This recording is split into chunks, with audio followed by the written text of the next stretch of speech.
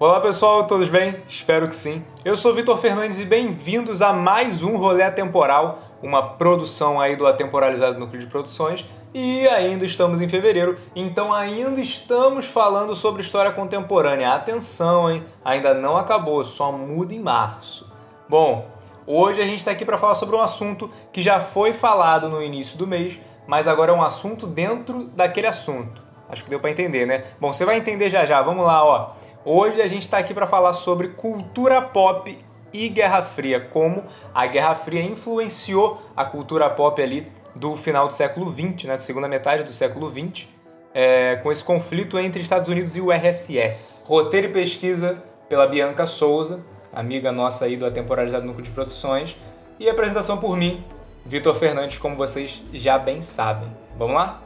E bom, pra gente começar, a gente tem que primeiro entender o conceito dessa cultura pop na Guerra Fria e tudo mais. Bom, então vamos lá. Durante a Guerra Fria, como vocês conseguem ver aí, né, a gente tinha diversas manifestações culturais e essas manifestações culturais também eram usadas como armas para se lutar contra o seu inimigo. Como assim, né? Como assim? Bom, você fazer uma história em quadrinho que ela fala sobre a cultura do seu país é uma manifestação cultural, né? Você está expressando para um meio artístico ali a cultura do seu país, mostrando como ela é, né? E como a gente tinha uma luta cultural também entre o sistema, o modo de vida capitalista estadunidense e o modo de vida comunista da URSS, essas expressões culturais, dessas duas culturas, se chocavam também. Então, havia uma disseminação de cultura, de manifestações culturais estadunidenses em outros lugares até, né? Porque os filmes estadunidenses chegavam no mundo inteiro, assim como as músicas, assim como as revistas em quadrinhos. É claro que com um atraso muito maior do que a gente tem hoje em dia, né? Hoje em dia é tudo muito rápido, mas elas chegavam e por meio disso tinha também um objetivo de influenciar as pessoas e de mostrar às pessoas como o jeito capitalista estadunidense era muito bom ou como o jeito comunista da URSS era muito bom também.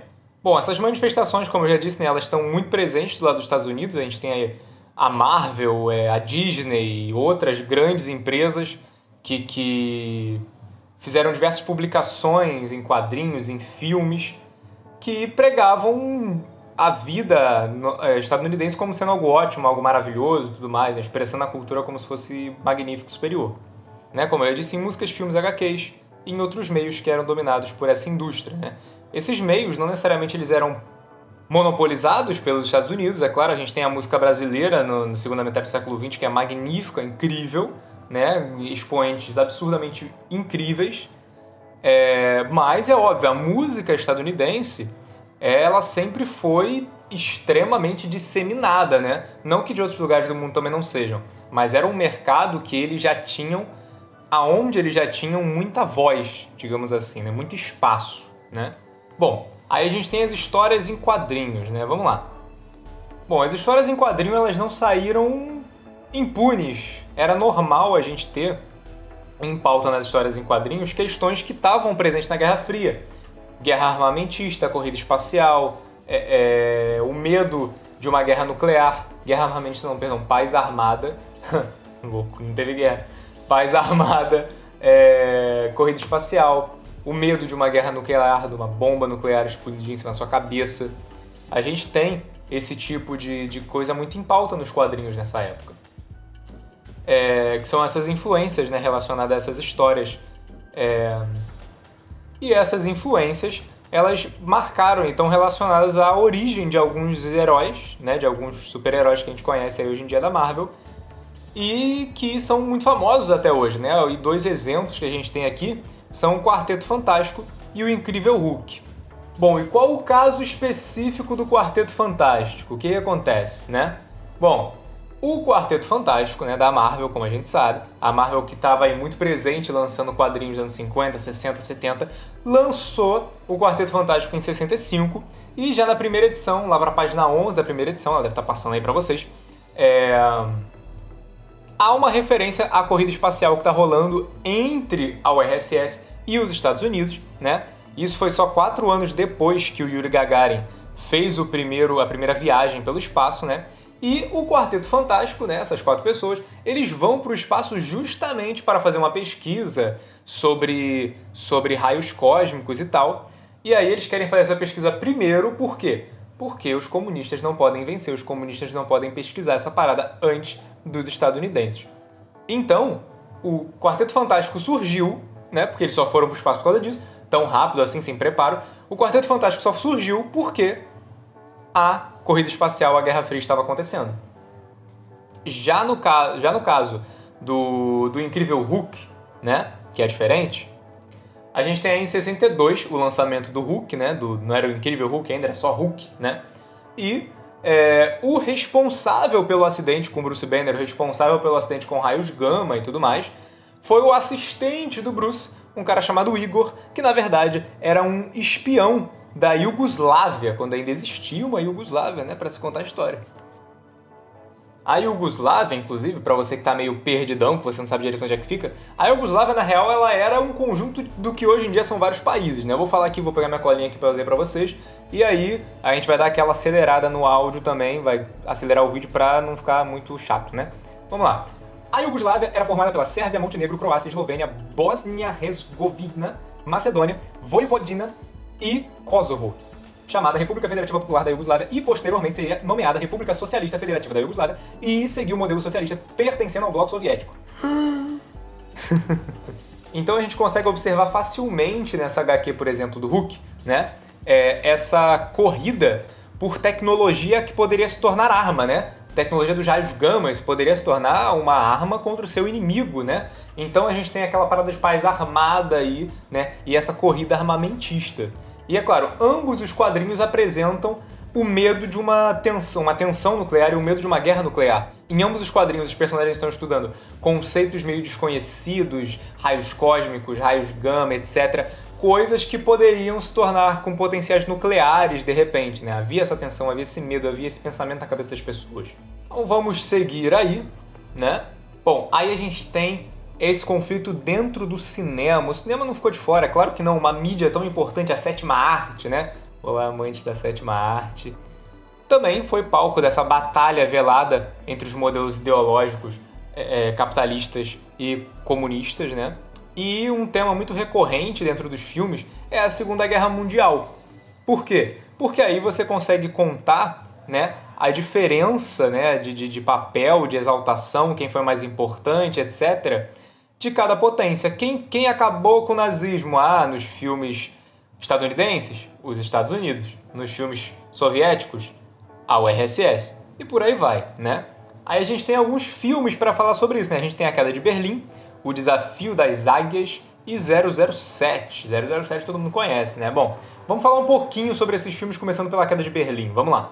Eu vou pegar uma colinha, óbvio que eu não vou lembrar de todos os filmes de cabeça, claro que não, mas A Queda de Berlim é um filme soviético da década de 50, né? Do diretor Mikhail Tchau, eu não consigo, não é possível, pesquisem Queda de Berlim no Google, não dá pra falar o sobrenome do maluco. Mikhail, é isso. O filme retrata a Segunda Guerra Mundial através do ponto de vista soviético, obviamente, e ignora, na sua maior parte, a contribuição das outras aliadas durante o conflito da Segunda Guerra, como se a URSS fosse a maior e grande, quiçá única heroína que destruiu o nazismo, né? Já O Desafio das Águias é um filme anglo-estadunidense, é um filme de autoria, assim, meio inglesa, meio estadunidense, né? Tipo Bacurau. Bacurau é meio brasileiro, meio francês, é tipo isso. Ele foi feito tanto no Reino Unido quanto nos Estados Unidos, né? Em 68, dirigido pelo americano Brian D. Hutton. Fala sobre uma equipe de soldados britânicos, né? Que tinha uma missão de resgatar um general americano sobrevivente da queda de um avião capturado pelos alemães. Esse cara teria informações importantes, como todo soldado capturado tem informações importantes, e a desse cara, no caso, seria informações sobre o dia D, né? Então teria que ir lá e recuperar. Tudo isso sendo ficcional ou não sendo ficcional, a gente colocando uma coisa ficção na verdade ou verdade na ficção, a mensagem que o filme passa é: nós somos incríveis, olha o que nós fizemos. É isso que é a mensagem que o filme quer passar. E aí a gente vai pro 007, né, o James Bond, espião britânico, todo mundo conhece, né? E o primeiro filme de 007 nem era chamado 007, o segundo também não, se eu não me engano, né? Mas os inimigos do 007, boa parte deles, o primeiro inimigo inclusive, eles tinham um objetivo sempre de atrapalhar os planos ingleses ou atrapalhar os planos norte-americanos. O primeiro inimigo do James Bond mesmo tinha o objetivo de atrapalhar a corrida espacial americana, né? Porque era o único jeito de fazer ela parar, de tão de vento em polpa que ela estava correndo. Vamos continuar. Bom, aí a gente tem algumas críticas cinematográficas. Tinham filmes que eram mais audaciosos e tal, eles não estavam nem aí de agradar um lado ou agradar o outro lado. Eles estavam mais a fim de explorar essa bipolaridade mundial, sacou? Eles estavam a fim de explorar isso, falar sobre isso e mostrar o que estava acontecendo de verdade, como estava um lado se engrandecendo em cima do outro lado e vice-versa. E criticar essa bipolarização, né? E aí a gente tem o exemplo do Doutor Fantástico. O Doutor Fantástico, ele é um filme dirigido pelo Stanley Kubrick, conhecidíssimo, todos nós conhecemos, né? Imagino, muito conhecido, você não conhece. Você com certeza conhece algum filme do Kubrick que você não sabe que é do Kubrick, né? É um diretor muito famoso. E esse filme é sobre um general muito insano, muito louco, muito chubiruba das ideias, tá ligado?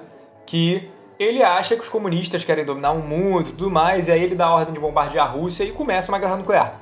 Aí o medo da guerra nuclear, né? O medo da guerra nuclear, ele não estava só no imaginário estadunidense ou da URSS, ele estava mundialmente, porque se uma guerra nuclear acontece, o mundo inteiro paga. Vai tudo para o saco. E ao mesmo tempo, então, o presidente, a galera do Pentágono tentam desesperadamente parar esse processo de guerra, né? Então, assim, esse filme é mais uma sátira sobre essa bipolarização, sobre esse pensamento paranoico que ambas as potências estavam colocando no mundo. Essa tensão estava sendo colocada por essas potências porque elas estavam nessa corrida armada, nessa paz armada, nessa corrida armamentista, o tempo todo, tentando ficar na frente do outro militarmente, parará. E aí esse filme conta com várias figurinhas carimbadas, cientista alemão, piloto caipira, com teorias daquela época, né? Tipo destruição mútua, que é uma guerra nuclear só ia acabar de um jeito, a destruição mútua das duas partes. Ninguém ia vencer, ninguém vai ganhar nem perder, vai todo mundo perder, entendeu? É isso. Seguindo. Músicas. A gente tem várias músicas que falam sobre tensão nuclear, que falam sobre essas questões que davam medo na galera. Muitos músicos se dedicaram suas composições, na verdade, né, para falar sobre os horrores da guerra, como era péssima a guerra, na tentativa de mudar alguma coisa através da música. É isso que o músico faz, né, cara? Ele passa uma mensagem e tem fé de que a sua mensagem pode mudar alguma coisa, né? Às vezes, de fato, muda, realmente. Influencia as pessoas positivamente e essas pessoas mudam o mundo de verdade, né? Bom, a gente tem Secos e Molhados, Rosa de Hiroshima.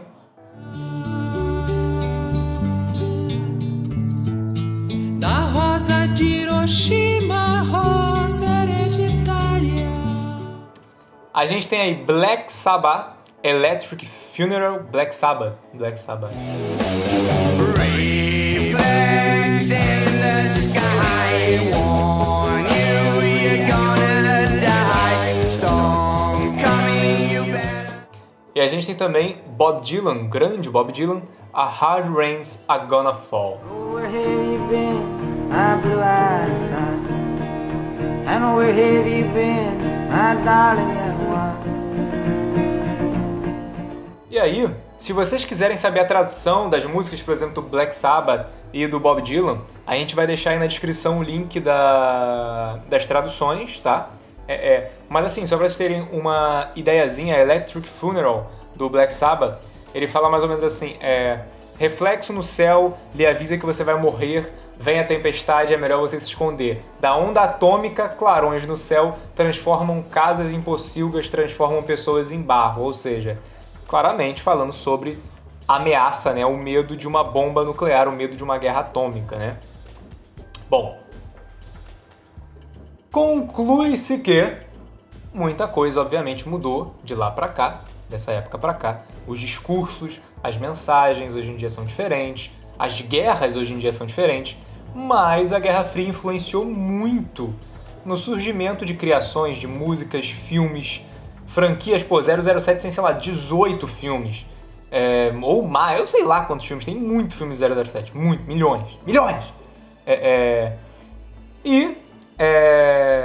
Músicas e HQs, e essas músicas, HQs, filmes foram influenciados pela Guerra Fria, e a gente conhece elas até hoje, a gente gosta de algumas músicas dessas até hoje. Eu ouço Secos e Molhados, e Rosa de Hiroshima me faz chorar de vez em quando eu tô meio emotivo, tá ligado? Então, assim, a Guerra Fria moldou parte da produção de filmes, de músicas, de HQs, da produção pop, né? Ultra popular, dessas décadas de 60, de 50, de 70, entende? Então, assim, não é simplesmente o conflito de ideologias Estados Unidos ou RSS, não.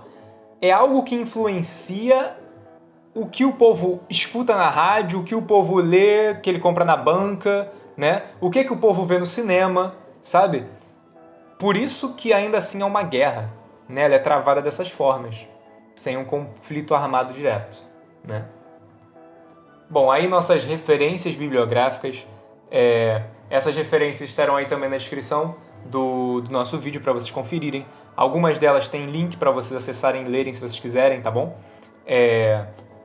E aí, fica aí o recado final, que é: acessem o nosso Linktree, que também vai estar aí na descrição, e aí vocês lá conseguem acessar o nosso Instagram, o nosso Facebook, conseguem acessar o nosso PicPay. Por favor, se você tem condições, ajuda a gente lá no PicPay. Tem vários planos legais, formas de você ajudar a gente de forma financeira mesmo, porque a gente precisa dessa ajuda também.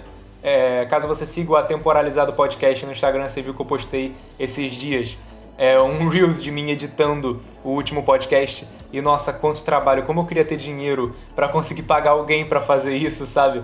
Mas a gente não tem, e se vocês ajudarem a gente, talvez a gente consiga fazer esse tipo de coisa, e fazendo isso, a gente consegue produzir ainda mais pra vocês, trazer coisas mais legais, trazer de repente convidados mais legais, ou ter uma estrutura melhor pra produzir pra vocês, tudo ficar mais bonito, né? Porque a gente tá num sistema em que a gente precisa de dinheiro para produzir, né?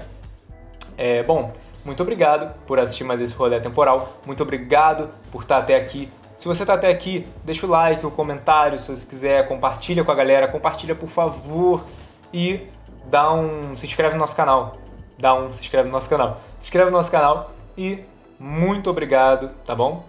E bom, acho que é isso, valeu? Acho que eu não tenho mais recados para dar. Tem uma coisinha, dia 20, primeiro episódio do Casos de Cultura, aguardem, sobre caoísmo. Sabe o que é caoísmo? Dia 20 você descobre, aqui no YouTube. Um beijo, até mais.